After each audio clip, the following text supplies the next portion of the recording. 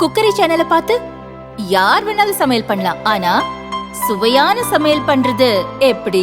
நான் இதயம் நல்லெண்ணெயில சமையல் பண்றேன். ஆஹா ஓஹோன்னு பாராட்டுறாங்க. நீங்களும் இதயம் நல்லெண்ணெயில சமையல் பண்ணுங்க, பாராட்ட வாங்குங்க. தினம் தோறும் வாங்குவே லயன் காஷ்மீர் ஹனி. அழகும் வாசனையும் கமழும் காஷ்மீர் லயன் காஷ்மீர் ஹனி. அசல் தேன் அசந்தேன். கார்த்தி நடித்த மெய்யழகன் படம் தெலுங்கில் சத்தியம் சுந்தரம் என்ற பெயரில் வெளியாகிறது. படத்தின் தெலுங்கு ப்ரமோஷன் நிகழ்ச்சியில் கார்த்தியின் கண்ணா லட்டு தின்ன ஆசையா வசனம் இடம்பெற்ற போஸ்டர் திரையிடப்பட்டது.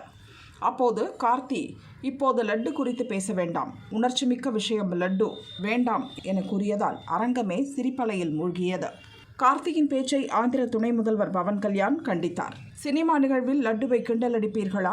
லட்டு உணர்ச்சிமிக்க விஷயமா? ஒருபோதும் அப்படி சொல்லாதீர்கள்.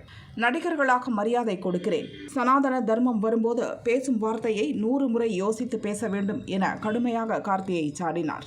இது தொடர்பான செய்தி வைரலானது. இதில் அப்செட் ஆன கார்த்தி, மெய்யழகன் படத்தின் ஆந்திர வெளியீட்டில் சிக்கல் வரலாம் என்பதால் தனது பேச்சுக்கு மன்னிப்பு கேட்டுள்ளார். அன்புள்ள பவன் கல்யாண் சார், உங்கள் மீது மிகுந்த மதிப்பு வைத்திருக்கிறேன். நான் பேசியது ஏதாவது தவறாக புரிந்து கொள்ளப்பட்டிருந்தால் அதற்காக மன்னிப்பு கேட்கிறேன்.